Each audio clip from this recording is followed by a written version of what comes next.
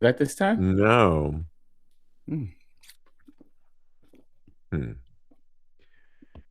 Hello, hello, hello. I see some familiar faces. I hope you guys are all trickling in. It is Wednesday and we are going to get started. What is going on? You are listening and watching Tags Live, aka Talk About Gay Sex, the live edition, where we're here every Wednesday night on the Crowdcast platform. I am your host, Steve V. This is episode 729 alongside Kodi, Maurice, Doggette. How the hell you doing, Kodi?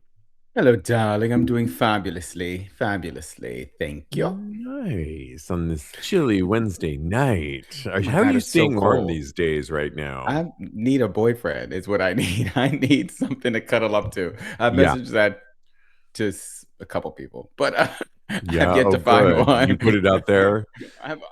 If you don't ask, you don't receive, right? So put it out there. And I just got this guy to keep me warm right now, Captain I love Kirk. it. Yeah, I know. I have like a little. It's so funny because Diego makes fun of me because he's like, "What are you doing naked in the promos to promote this episode?" And I'm like Put on some shirtless. clothes. You're gonna get And then, sick. yeah, put on some clothes, he says, and then now I'm, like, totally, like, bundled up Look at that here on the blanket on couch. you. I have Oh a my blanket on me. goodness. We are, like, it's blanket season. Diego's making empanadas over there tonight. We've got all Yes. the things going, but And look more at me looking like a importantly, slut in this tank top. I love hey, I it. The love heat is on in it. here though, so we're good to go. Okay, good. Well, I hope you guys are warm, but let's get started. We want to remind you, though, that tomorrow, Thursday, January 22nd, or when this drops, if you're listening to it today, when it drops on Wednesday, Thursday, January 22nd at 9 p.m. Eastern Time.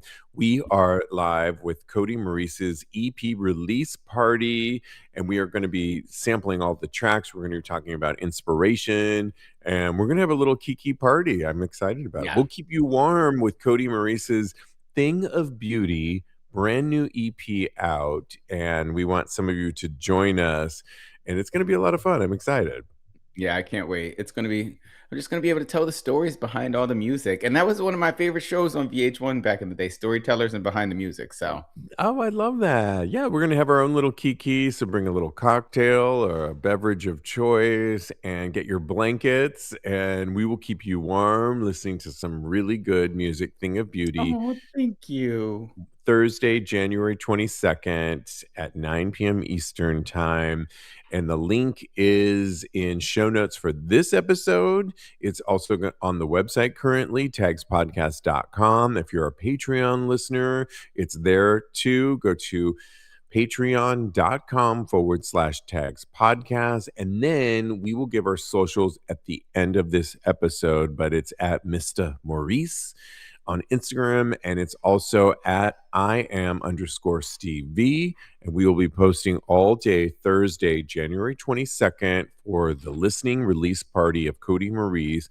If you miss it for some reason, we will be posting it though wherever you get it on YouTube, and so you can watch it on our YouTube channel as well. Okay. Well, we had such a good time on episode 728 with Jeremy Ross Lopez, our co host, and we spent that episode talking about why dating feels so hard. It was all based on an Instinct magazine article that really looked at the therapy side of it. It interviewed a lot of therapists on why. We'll let you listen to that episode, but it looked deep down on why we differ from our heterosexual counterparts on dating. Not that they don't have their own issues, but what's going on with They definitely us. do. Yeah, right. Exactly. Let's not like give them a pass here. Yeah, But mhm. basically, what is it with why is it so hard often for so many queer men to date? What's really going on? And it looked at like how we grew up. Many of us dealt with shame, not coming out later in life, not dealing with some of the issues where we had to kind of put on a front for so many years. And then you get into dating. If you haven't dealt with a lot of those issues, you're bringing that into your dating realm today. Well, again, we'll let you listen to episode 728, but today we wanted to go a little bit deeper into something we don't always unpack, how our sexual histories and the spaces we explored have shaped the way we connect as gay men. So we're getting more Uh-oh. sexual on this one. I need a It's drink. based on, yeah. There was a whole separate article that Queerty did on locker rooms and gym saunas and how we meet each other. And I thought, let's go with that. Basically, if we, this Of is course you where did. I know we're talking about our queer sexual spaces, and that's where that episode really was talking about discussions on. Here's a question to pose to you. Do you Okay. think gay men learned to connect sexually before emotionally, Cody? Wow, that is a great we going hard. We jumping right in the fire, We aren't are. we? I think generally speaking, yes, because I feel like a lot of gay men, that is the way that they are able to express themselves and really lean into their gayness. And it's been uh, forced down and kind of repressed in us since we were young. So I think that when we finally get the chance to express that, we lean right into it. So I agree that I think a lot of gay men, that is how they express. And trust me, I know I'm on sniffies. I know that that's how a lot of gay men express their gayness, basically, and that's how they first initially learn how to express it. Yeah, for me, I definitely say the answer for me was a hard yes.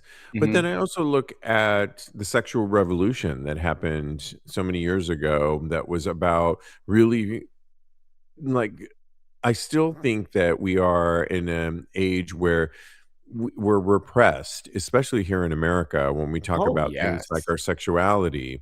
And I think that it's a legitimate question to pose, but as gay men, I think when you're not allowed to love who you are, you didn't have examples of who to love, but you knew what you liked. And then when you start looking at things like I sexualized a lot of I was a gymnast, and Hmm. all of those early years I was looking at other boys and these leotards and these beautiful bodies. And yes, I did sexualize it. And then in college was the same deal that I definitely, the first experiences that I had were sexual before any sort of relationship, even before, and we're going to ask this question a little bit later, before I had friendships with queer friends or gay friends. Really? Well, Yeah. so that's really interesting because for me, it was kind of the exact opposite. Because in high school, yes, I had the whole lusting after quote unquote straight boys. 'Cause I don't know. Yeah. I moved around a lot. I don't know any of those guys anymore. So I don't know if they're Yeah. straight or not. I should probably look them up. But in the later years of my high school experience, my friend group, one of my really best friends, he was in the closet as well, and we came out kind of simultaneously. It was really strange, and we came out like in our college years after we had graduated high school. But we formed a really close bond in high school that to where like I text him sporadically here and there because that was a million years ago for me. Oh, actually, it Right. was just last week. Yeah. Uh-huh. Sure. But yeah, it was so long ago that we've kind of lost contact, but we're still friends at the end of the day. And it was really, really, I really value the fact that I was able to make a gay friend before I was able to have like a boyfriend or a sexual partner, because the sexual partners, and this is something I wanted to ask you. Do when you were younger, and if you played around, because I was when I was young, I was a hoe too. I played around with Yeah. other little boys. Then does that count as like you leading with your sexuality? Well, here's the thing.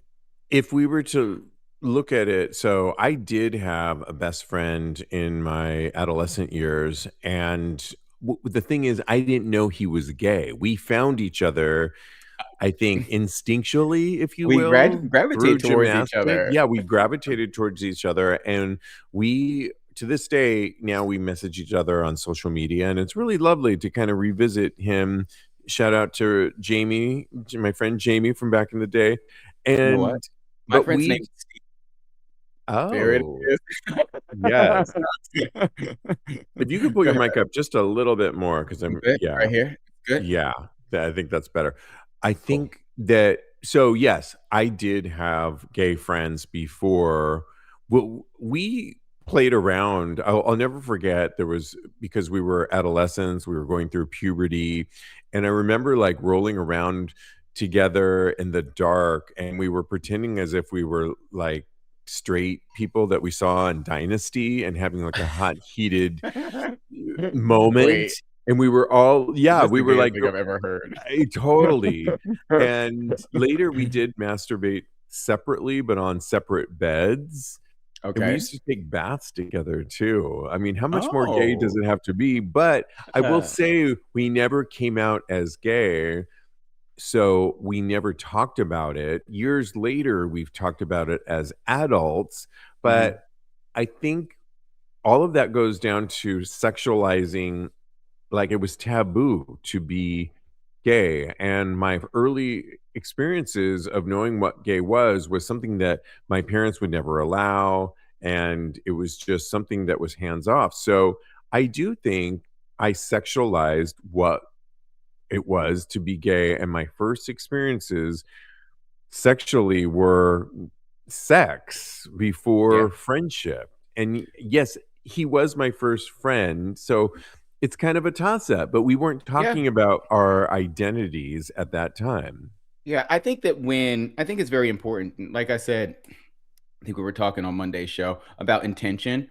Yeah. Eh, that was just adolescence, I feel like, so I feel like it does not count because we didn't have the intention of being sexual, we just were exploring, I feel like as you get older, you know more of what it is that you're actually doing, so I think that the intention is there. So I would say that it's later, but I mean, you guys weigh in, let us know what you think about how you feel about this. Do you think it Well, starts Go ahead. yeah, we're live right now, and Doug watching us live says, "For me, I was fortunate growing up. I had great role models. My mother's cousin and his boyfriend were around me since I was 10, and they are Mm. still together since Oh 1987." my I god, love that's that. beautiful. What a great example to have. And I remember we had a family friend too, but he didn't come out to me until I was probably 19, 20, Okay. 19 or 20.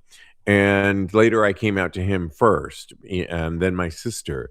But when you don't have those examples and you're made to feel like your lifestyle, or you don't even know it's a lifestyle, but who you like sexually is quote unquote deviant, I think that Mhm. really affects how you approach sex when you finally do come out, or when your first experiences. And so that is what I think, for many of us, that's what kind of what we're talking about. And that can be good and bad. Why is it good? Because I think that's why we have dark rooms. That's why we have saunas. That's why there are stories on Queerty, where this episode was based on, as a sort of next level to what we were talking about on the last episode of our first sexual encounters. That's why sex can be a lot of fun. All those experiences, like what's your favorite sauna stories? And that I think maybe a lot of our straight counterparts wish they had. At least I know Yeah. straight men wish they had, but I'm Straight some straight sure. women too, yeah. I'm sure. Um, I mean, how much of queer culture was built around finding each other in hidden ways? And I mean, I think that's a legitimate question to ask. What do you say to that?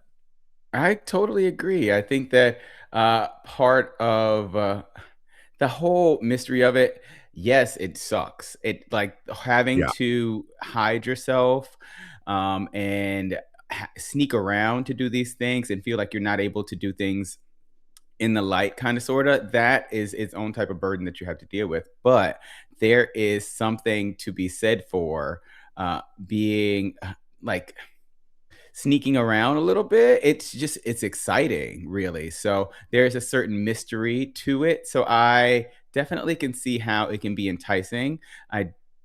I prefer, honestly, just being Yeah. out and loud and proud, but, a little sauna time, I'm not opposed to it. I mean, I haven't done it in a million years. I feel like I haven't done, like, any sauna things, and Me I either. I love I my mean, my a gym dark membership too room at the much. Eagle, New York Eagle, for sure, but with Yeah, like, but that's different because it's, like, a socially accepted thing. I feel like maybe it's not legal. I don't think it's legal, but I feel like when you go there, then the group consensus at this that this thing is going to be going down. So yeah.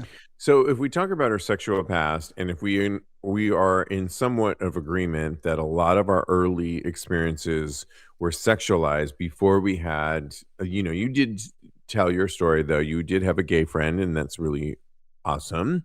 But But when I was younger, I played around with other boys. I experimented with them, and yeah, I think that growing up in adolescence. So yeah, I see. I hear what you're saying. I'm on that page a little bit. yeah, and I think our culture in many ways, and for a hot and beautiful way, embraced sexuality in a lot of ways. And we had things like Tom of Finland to look up to, and we had things like play spaces and dark rooms and saunas. I mean, my first experiences going to a sauna was I felt a little deviant, but I also felt like this is so hot at the same time. Mhm. Cruising was really fun back in those days when I thought of going to cinemas. Remember theaters that I were used to eat played the cinemas only up, girl. porn? The Nob Hill Cinema in San Francisco was one of my early amazing stories where I had a truck. I was at UC Berkeley, and I drove my Toyota pickup truck to the Nob Hill Cinema in Nob Hill. Mhm. I parked it when parking was cheaper back then, and there was a porn star by the name of Chris Stone who was performing that night, and I didn't know who he was, but he was so hot. He was from Costa Rica, and he Oh, was putting on a show. That's when they used to show porn movies on the huge screen, and I got enough gumption to get in there and sit there, and he did his show, and people were, like, jacking off and coming as he was performing in oh. between films, and then afterwards, you could go backstage and meet him. He was in this cylinder, a plexiglass cylinder, where there was a hand glove that you could put your hand through him because it was still the '90s, so I think people were still a little afraid of HIV and catching it, Yeah. and but I remember going back there and putting my hand through the glove to touch him, and then Mhm. he indicated that they aren't allowed to meet up with patrons, but to meet him in the alleyway after his performances were done, in which he took me to the Safeway. I've told the story before. He took me to the Safeway Mhm. in Castro where we bought Trojan condoms, went back to his hotel where they were putting him up by the Nob Hill Cinema. So we went all the way over to the Castro, came all the way back to Nob Hill Cinema in my pickup truck with those condoms, and he was my first topping experience. And Wow. I mean, it was really amazing. It was I think the first time I ever told the story was on this show, and we've been going Yeah. for 8 years, but I didn't tell anybody for so long, and that's the secret side of how we What? hold on to these things. I mean, who am I gonna tell? It wasn't Me. like Thanksgiving dinner conversation, and I didn't know you then, and Yes, true. you know what I mean? And so I wasn't even comfortable telling my sister at the time. I think Yeah, I've told her since then, but I'm yeah, pretty sure. I think we've I think I told compartmentalized. her. No. Maybe you did. We've compartmentalized for many of us sex and how we approach sex. And in some ways, it's super hot, but I'm now able to unpack a lot of this and deal with it and now think of it as just hot. But Yeah. that's our reality. Totally, totally. Yeah, I think that being able to share these stories is a form of power. Like I was saying before, I think that when having to hide and not really being able to share who we fully are as people, as human beings, because sexuality is a huge part of being a human being. Yeah. It really hinders us and it holds us back. So I love that you're able to share this. I'm going to share mine right now. As Yes. far as what my hottest sauna story is, Ooh, well, yes, well, please. I used to go to the Sansom Street Cinema and in Philadelphia all the time. We used to call it gay church. I used to go and get worshipped. I love it. Did you wear your Sunday um, best or Sunday birthday suit? yeah, I came out wearing my Sunday best. Okay. Okay. Yeah, I got the best blowjob I ever received in my entire life. Well, I have another Sunday one that's like service. It's called that Sunday is service for a close tie. reason. Get down Uh, on your knees. You need to be singing so like a prayer. hello when you call my name. And yeah, it was just I just went in. I was extremely nervous because it's my first time going, and they had these little booths in there, and you would just go in, pop in a quarter or whatever, and you would just watch porn, and somebody would come knocking on the door or open the door and see who was in there, and you would be stroking it out. Oh my gosh, I can't believe I said that on here. And this beautiful young Asian man, he came in, he got on his knees, and he just went to town on me, and it was fantastic. I had never had a blowjob like that. I think I was like 21 or 22, and I had dated a couple guys before, but I had never experienced anything like that before. So it was really, really fantastic. I Kudos to him. Thank you, sir. mean, yeah, we could quote Like a Virgin, we could quote all these songs. You feel brand new. I love it. Yes. I mean, these are hot stories, but do you see how it was secret sex for so many of us and how Oh yeah, growing up yeah. I don't think I've even told that on this show. I think that this is my Yeah. very first time saying that. So yeah, it's strange. I've told this story before. I was in New York Sports Club before, and I would all I was notorious for going in the sauna there, and I think I had just played around with one guy in the sauna, and we went to go take showers, and he kept his shower curtain open a little bit, and I kept Ooh, mine open a little yes. bit, and it was like cat a corner, so they were like facing each other, but in like on the corner, so nobody else could see, and we just jacked off, and we didn't come. We connected afterwards, and we went back to his house and had the wildest, best sex ever. So that was pretty hot too. So I used to love being in the sauna. Meet as well. Here's some questions we can both ask ourselves. We can Oh, both pose to ourselves, our former selves, and uh-huh. you all listening to us right now. What were we seeking at that time in those early days? Was it things like validation, belonging, exploration, escape? Because I do think it's so unique to our community that so many of us, that's how we first explored our sexuality of being Mhm. gay was through sex. Not all of us, but Yeah. for many of us, it was for me, it was sex. And I think it was finding validation that there were other people like me that looked good that I for all this time, I only thought sex was, I had told myself for years and years I was going to marry a woman. I had told myself that that was the only thing that was acceptable. And now I was seeing in my early 20s other men that looked hot that were doing what I wanted to do, desire, and it validated that I wasn't alone. And so Mhm. that's really what gave me validation, I think, was what Okay. I was thinking that I could experience this. And this, and Lincoln can, our co host Lincoln can probably agree with me, was at a time when AIDS was at its highest. And yet Mhm. I still, you know, identity will always come forth in some way, shape, or form. And at least it did for myself. And it was validation that this was it not only felt right, but it was like down a path I wanted to go. And it's just interesting when you look at it that way. Yeah, I think it's all of those things, honestly, but I think validation is in there definitely. I think it's less than exploration. I think exploration is my main one, but validation is definitely in there because personally, I have been seeking validation on my attractiveness for a very long time. So that is probably like 15% of it, but the majority of it was exploration. Because for me, I had been, since I was a baby gay, I had been pursuing and trying to find a beautiful relationship, someone that I could partner with and, just conquer the world with, basically. And I did have a boyfriend when I was around 26, 27 before I moved here to New York City, and we had a great relationship. We did explore a little bit sexually. We played with anal beads, some a lot of different Oh, things. I know, right? He opened my eyes to a lot of different things. But one good. thing I had never experienced was like riskier sex. Uh-huh. So I think that when we broke up, that was my main go-to and trying to explore riskier sex and things of that nature. So yeah, I actually, you know what? That's not true. I did.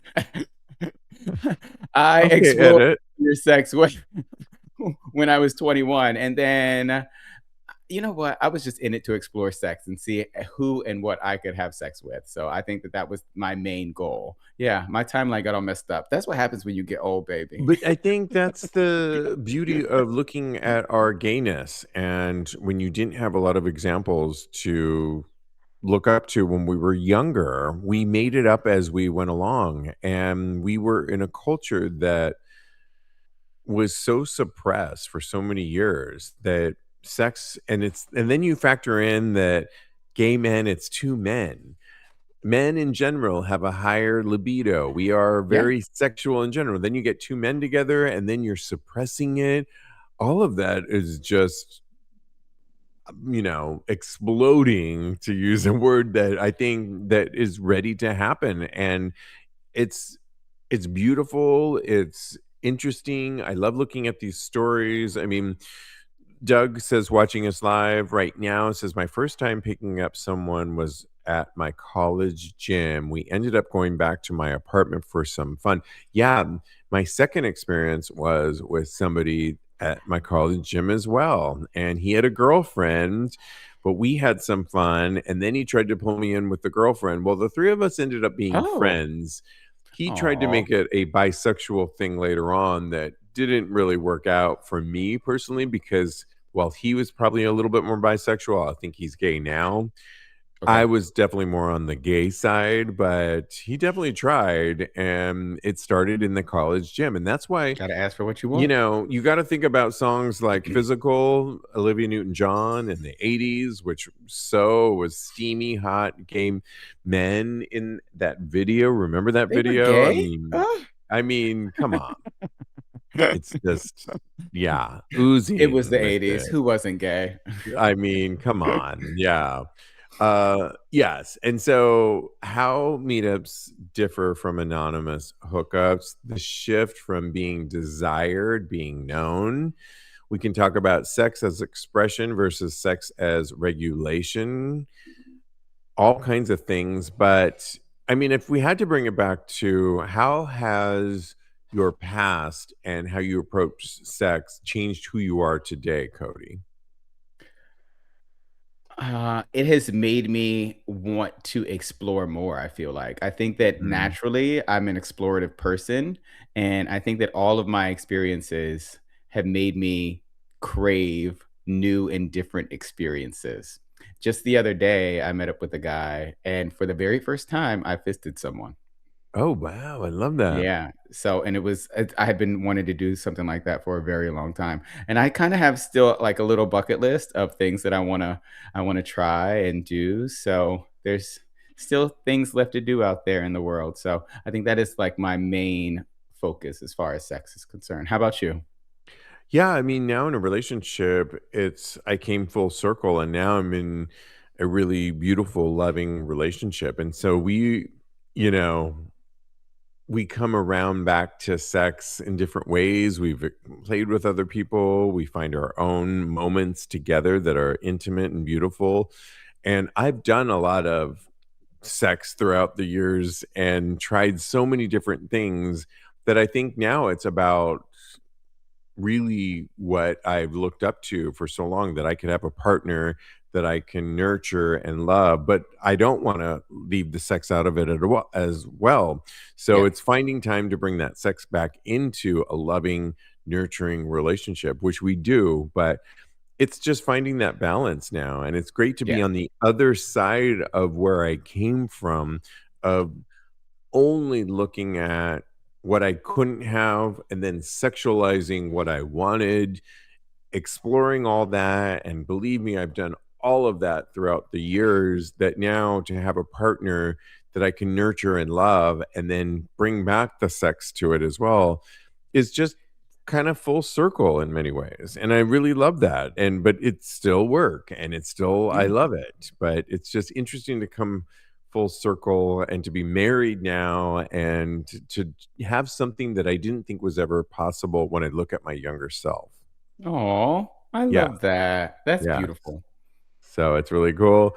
Okay, keep this conversation going because I think both of these episodes where we look at why is dating so hard, looking at our past and how we grew up, and then taking sex on is sex something that we have always put forefront to us as gay men. Do you have a poll question that I you have do. put forth on this Yes, I particular do. episode?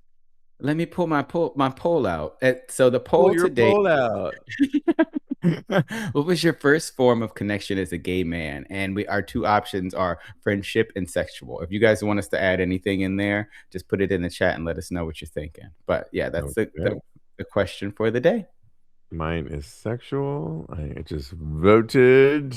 We'll keep the voting going on our Tags Patreon community, but vote tonight and go to patreon.com/tags podcast, where we will continue the voting and the conversation because we want to hear from you. Because I do think both of these from both episodes 728 and 729, they both are relating. And let's keep it going. You guys are voting right now. Okay, it's time to get into hot topics.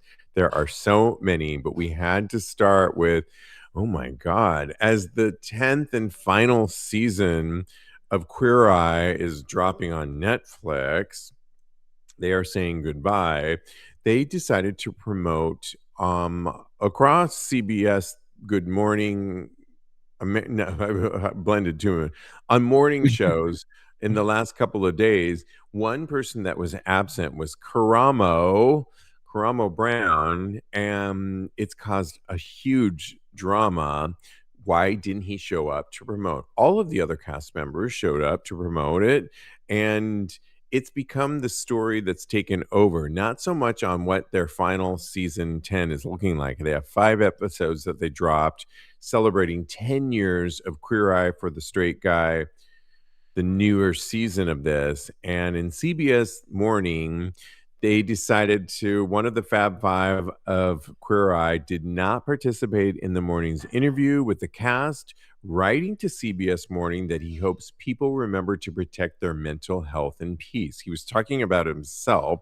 Brown's assistant told CBS Morning that basically he did not show up because he was worried about being bullied. Tan France, Jonathan Van Ness, Anthony Porowski, and Jeremiah Brent did respond, and they basically said that they were on the hot seat about this. Well, when we Mm, did a deeper dive looking a little bit more into this, we found out that basically, allegedly, Karamo brought his mother to one of the 5 episodes on set, and there was a hot mic moment, meaning Karamo walked away from his other co-host, and his mom was on a headset, and they were talking trash about Karamo. We don't know exactly what they were talking about, but it's basically about his lifestyle choices. That's what we're being quoted as hearing. And it got back to Karamo. Well, he's now using this as he was been bullied. Well, as we all know, Karamo has a talk show, and they were promoting Kodi, the 10th and final season of it. They were holding mhm. hands in several interviews, the CBS This Morning, as well as another morning show. They had to address this in all of their interviews on why Karama wasn't there. And it's taken over the internet as more so than their 10th and final season. What do you say to this? And does do they look like the mean girls? Of course, they look like mean girls. This is wild. I'm here for this juice and this gossip. I wanna know more. I wanna know what they said over the mics. Yeah. I am on Karamo's side because you know what? This is not the first instance of this group of girls bullying somebody. Allegedly, they bullied, Bobby Burke off of the Queer Eye too. So I think that there's a history of violence on this Yeah. show. And I think that Karamo has, he's out here. Also, he probably is using this to promote his show, which I I think is do. I brilliant. agree. Yeah. I'm so happy for him in this, and I think that he doesn't deserve that. So want to know what they said on the mic because I just know it was something crazy, and I know that it really probably hurt his feelings, and that's why he doesn't want to be in the same space with these people. What do you think? Well, this all started before all of this went down yesterday, Monday. We have a friend that was Hmm. at New York Sports Club that we were in a group chat, and he Speaking messaged of, us and said, I'm 90, he said 90% sure I just saw Karama Brown in the locker room, speaking of locker room I stories. know, right? And How funny is this? did say with his new face. No, that was our friend saying that. We didn't say that. Hey, if we're That gonna is throw not. tea and That is shade, not we're gonna text throw it all podcast away. That's what he official said. perspective. That's what this person said. That's what our friend said. That's Exactly. yeah. And we were like responding, "Oh wow, girl, really?" And then this story came out the next day. This Yeah. story comes out after that alleged sighting. First of all, why is he at New York Sports Club? Was one Well, it thing. might be near his house, is what I said in the group chat. It might be near his Okay. house. There's lots of reasons why.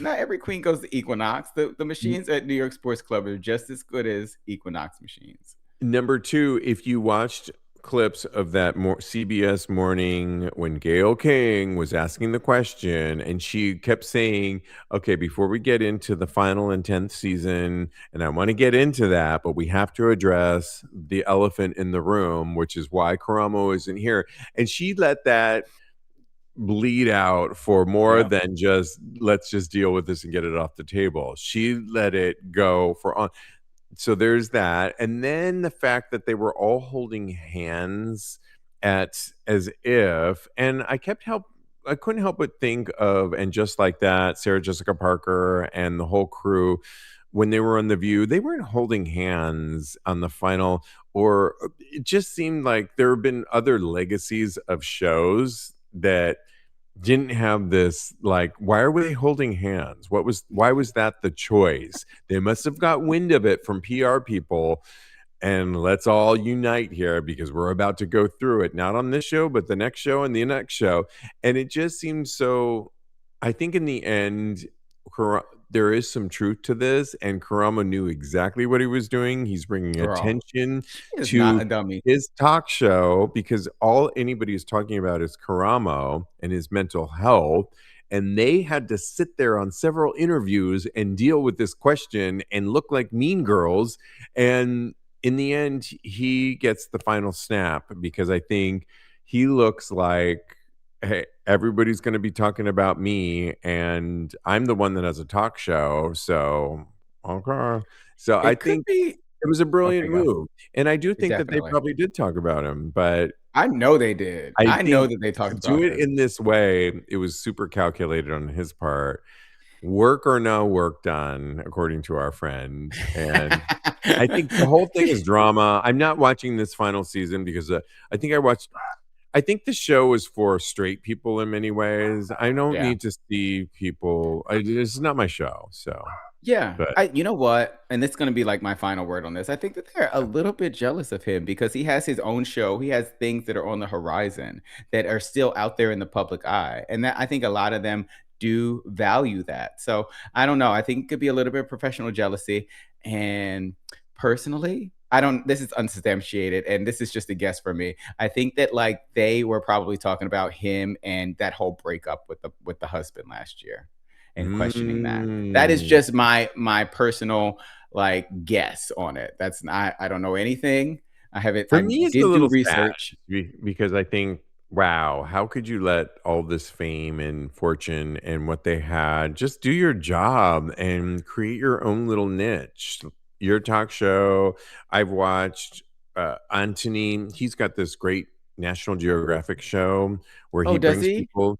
to, and I watched the whole thing. It was really good, where he partners up with different celebrities on their cultural backgrounds. And look Oh, it up. It's really good, well, and I maybe I'm loved it. wrong. Maybe they're not jealous because Anthony has a little I show don't on know. National Geographic. Yeah, they've all got their thing, I think. Well, at least those 2 do, but I don't know. I Let don't us know what you know. think on that. Moving on to, there is a professor by the name of Andre K. Isaac, and he's known for putting out he's a real life professor of organic chemistry in Massachusetts, and he often goes viral for his TikTok videos because he does things like Vogue culture, right, Cody? So dope. Oh my God. Yeah, It was we'll so post cute. it. I followed him immediately. Dr. Dre 4000, I've talked about him before. He has gone viral several times with videos that feature him and his students having fun in their lab. And I love it. He's Black, and I like that he's a scientist and really bringing science and making it fun. If people had made science fun for me back in the day, I probably would have considered it, Cody, but And I a don't know how. scientist? Oh my God. Well, Scientist maybe. Steve? Yeah, who I knows? love Well, it's too late that. now. I can only talk about it. It's In never his too late It's never to too love late. science, Steve. Yeah, it's a science in the bedroom, believe me. Mixing up the lube and the poppers. Well, he's talking about poppers because Dr. Isaac says it's time to talk about poppers. He says he wants to do so more harm reduction Mhm. about poppers. Many people use the recreational drug poppers without ever questioning what's inside these little bottles. He explains the effects that poppers have on the body, which include a momentary rush and relaxation of the muscles. They also cause a drop of blood pressure. And he explains that 3 different alkyl nitrates create most brand of poppers. And some of these You sound like a nitrates have scientist been already.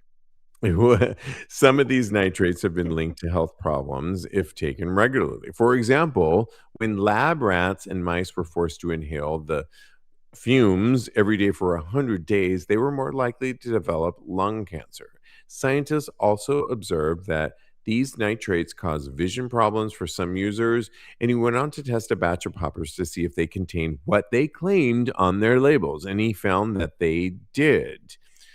Poppers generally contain one of 3 types of alkali nitrates, he said, and it seems to be the safest. Um, it seems to be the safest. He said it can increase chance of vision loss. A study looked at 12 patients who lost their vision after poppers. There were 8 different poppers used among them, and 6 of the bottles were isopropyl. A few patients were even used butyl before with no eye issues. So, what do you say to this on him breaking it down, Cody? I love that. And I love your description. I felt like I was on Star Trek. That was amazing. That was Um, tough. yeah. Not being a scientist at all. I You love that sounded was very almost smart. like I acting. loved it. Yeah. Thank you so much. Oh wow. Thank you. I can speak Yeah. language, but when it gets a little like, yeah, this. Those actors on Star Trek, they be going through it. I know it. Anyways, Oh God. yeah, this is amazing. I think this doctor is doing the good work because literally I do none of the things before I watch this TikTok. He's on Yeah. Instagram too, so go follow him there. That's where I followed him. And it's so helpful to the community to keep us from making missteps as far as these drugs are concerned because we don't know or I didn't know what was in any of these things and I didn't know the differences between the three, so I'm going to continue to look at him and take better care of myself. How about you? What do you think about him? Yeah, I think that we've always known that poppers are that mystery drug out there, but we all like to use them.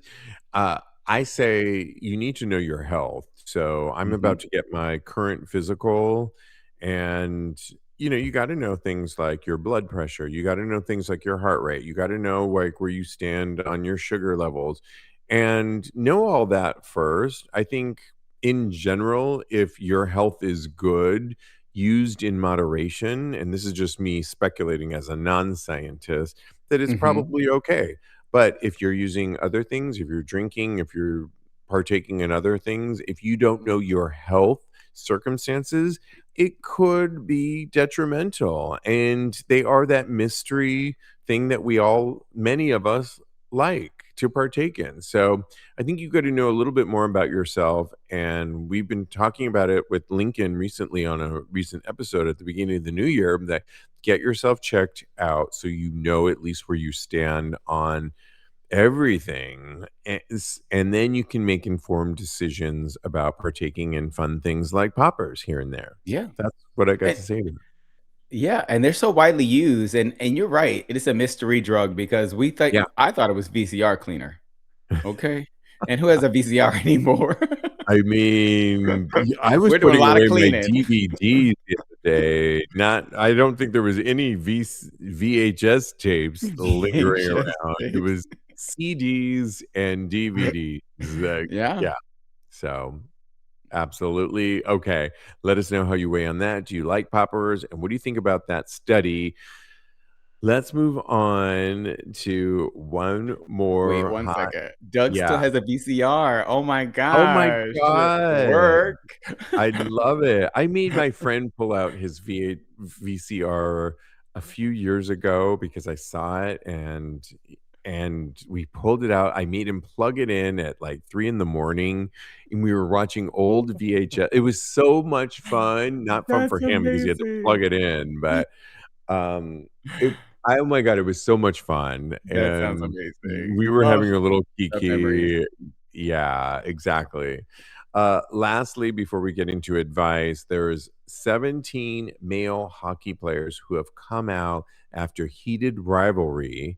The key is none of them are National Hockey League players. So it's all been college, high school, but none of them have been NHL players. And it's interesting that the show has provoked a lot of people, Kodi, to come out in hockey, but not in the National Hockey League. And I've gone to professional hockey league players here, the Rangers here in New York City. It's a hot, violent in the when you look at Madison Square Garden, just forget about what's going on the ice ring. Just look up and you'll see a fight happening. It's a lot of testosterone happening. But what do you think about it that it's not generating anybody in the National Hockey League to come out?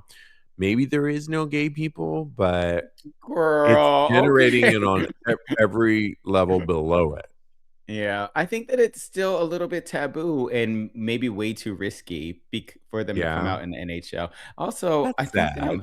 yeah, it is sad. I think that I think everybody should be out. I said it at the beginning of the show. I think that life is a lot better when you come out and you live in your truth, or at least to a certain group of people. It might not be safe Yeah, for everybody for you to come out to everyone, and please take your safety into consideration. But I do think that when you live in your truth, you live a lot freer. So I wish more people would come out in the NHL because I know they're there. Actually, I'm about to go to Madison Square. No, I'm not doing that. I'm not going to a cold ass hockey rink. I'm done. I don't even like the cold right now. So I scratched that plan. Sorry. I can't believe you went to a hockey game too. I'm learning so much about you. yeah, I went to for a while. I had friends that would get tickets because they worked for a huge bank, and they asked me. And coming from the West Coast, I knew nothing about hockey, and I said, "Absolutely, take me to this," because I wanted to You're so immerse adventurous. myself in New York culture here, and I had so much fun. They were there. It's Good. really exciting. Yeah. Before we move on, I wanted to talk about people that are doing really good things when they become viral. And there's an LA based drag queen by the name of Lauren Banal who has gone viral with performance cosplaying as Erica Kirk. She looks just like her when she does it and is now using her viralness to fundraise for the US civil rights charity, the American Civil Liberties Union, ACLU. I love that she have you seen her videos of her as Oh my Erica God. Kirk? So hilarious. It's We will so post funny. it's amazing, and she has really done well lip syncing and mashing up and doing so well, and it's amazing, and I love it. What are your thoughts on this? I just realized that my husband is locked out real quick, and I'm gonna go let him in. But can you Okay, carry this real I'm quick? gonna hold down the fort. Yes. Diego Thank can't be you. locked out. Okay. So I did watch the videos, guys, and this is amazing. I think that taking this and spinning it on its head, it's hard not talking when Steve is not here to look at. It's hard talking to nobody. Yeah, taking this and turning it on its head and really just I was just telling them it's kind of hard talking to nobody. I was like, oh my goodness, nobody's there. I'm talking to myself. But Well, what, it's so cold here in New York, and I don't know why. Sometimes we don't lock our door here. We're on the 12th floor, well, and don't tell I that know to I the shouldn't be people, telling Steve. everybody that. Cut that out. But I decided to lock the door, and he went out for a quick moment and locked himself out, and the dog's barking, and it's just a hot So mess. I was like, funny. "Oh shit!" I locked the door. Yeah, Yeah. yeah. Yeah. But he's Uh, back. I just didn't want the Hi, empanadas Diego. to burn. That's the most important thing. That's the most important Diego. thing, girl. But yes, But yes, back to Erica Kirk, drag queen. I think it was great him taking this, them taking this and turning it on its head and yeah. really kind of like taking control of this narrative and letting them see how silly that they look and also having us communally taking this and looking at it with a different perspective with some humor to it. So I really enjoyed it. I really think that this is a great thing. It's what drag queens do. They take politics and they merge it and they bring it forward in a humorous yet thought-provoking way. So I was all for this. What about you? And putting her money to good, she could have taken all the money for herself and said, now she's getting all of these followers now, which is amazing.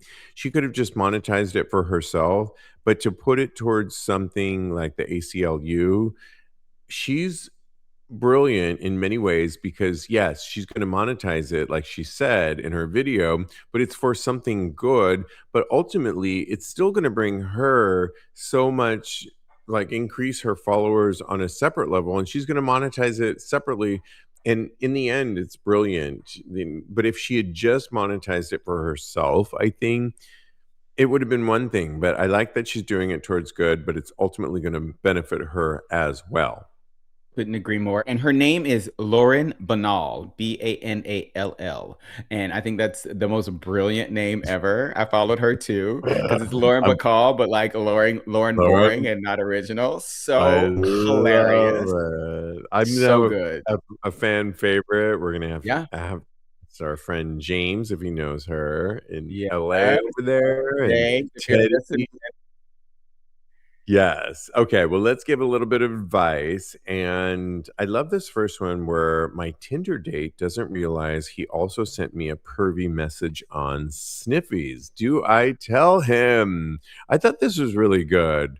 As soon as he showed up, I realized he was the same guy who had recently sent me a pretty explicit message on Sniffies, basically inviting me to come over and do whatever we want to him whilst his buddy watched. Ooh, I like that. At the time, I ignored it and didn't say anything back because that's not my thing. And once I realized who he Mm, was, I decided I'd make a polite exit early. But the date actually surprised me. The conversation flowed easily. He was thoughtful and respectful, and there was a real connection I didn't expect. Now I'm not sure what to do. Do I let him know I saw that message before we go out again? Or do I pretend it never happened? If I don't say anything, it feels like there's an elephant in the room, but also don't want to mess with a good thing. And honestly, I'm not even sure what to make of him being into that stuff in the first place. Maybe I'm being too judgmental. You know what? I think we just started the whole show on many of us grew up sexualizing how we approached our gayness, our lives, approaching men. I think sex is a part of queer gay men, and you almost want to pervert as mean, it's so you shouldn't be freaked out about that at all. Now, the fact that you figured out that he's a gentleman and a good partner in one sense as a date, but also he has this pervy side, I think that's really hot. I do think that if it's going well, you go on a second date. And if it's going well, then you bring it up because, hey, you've got a fun sexual partner. And if he wants to have you watch somebody else, that's hot. What do you say? Ye So, okay, I think I agree with you on a lot of levels, but I do think that because I agree with you, he should totally tell this person that it was him, especially if he likes the person and if they got along on that date. But I think for different reasons, he should tell them. My first instinct was to be like, "Oh, we need to get down with this. We need to make that fantasy happen." But then Right? he was like, right? And then he was like, "Oh no, I'm not into that." And I was like, "Oh, well now he needs to clear up with him. Is that something that he necessarily needs out of a sexual relationship? They need to discuss what it is about that really turns him on in order for them to gauge each other's level of comfort. I think that is why they need to have this conversation. Maybe not on the second date, maybe after a couple dates they can talk about this, but I think more sooner than later he needs to tell him like, I saw that message just so you know, and we're going to talk They about that a little probably bit will have later. a laugh out of it in the Oh end, I yeah, think. I think that's something cute and funny, and it'll be something they can tell their grandchildren when they get married. Invite me because this is a good advice, honey. Absolutely. Let's do one more. Okay, this one, I think we only have time for this one. Let me just get that. This one comes going out to a club tonight without drinking. Well, we all know a lot of you are doing dry January. And this person wrote, can you help me out with something tonight? Maybe giving some tips, tricks, encouragement, or anything. In my 30s, I have been trying hard to give up drinking alcohol. I've made it a month and definitely feel really good about it. I was drinking far too much due to work stress and social anxiety. At the same time, though, I still really like to go out for gay nightlife. I like to dance, get in the vibe, live music. I'm going out tonight for the first time not drinking. I know I will feel anxiety as well as a desire to order a drink, maybe even have the famous pure pressure. I've tried mocktails, I've tried soda, I've tried non alcoholic beer. None of that works for me as a replacement. I don't have any interest in drug or read. Red Bull is a good go to. Has anyone, you know what? I had a period where I wasn't drinking. I was on a medication that didn't allow me to drink. I just ordered club soda and I didn't tell anybody, and it was like no big deal. And I think if you're really asking yourself those questions and you can't do that, then maybe you do have a problem and you should seek help. But Ooh. I drink a lot. I'm drinking on this show right now, and I had no problem in that month-long period to just order club soda, but I didn't Yeah. tell anybody because I didn't want anybody else to feel weird about it. Yeah, I agree with you. I think, well, for me, I did not drink for the first month after my surgery because I wanted to heal. I think after like 2 weeks, I could drink, but I was like, I'm not drinking at all. I want to make sure that my body is in the best shape possible in order for me to heal properly. So I didn't drink for the first month. And like you, I didn't have a big problem. I work in a bar and I Yeah. still didn't have a big problem.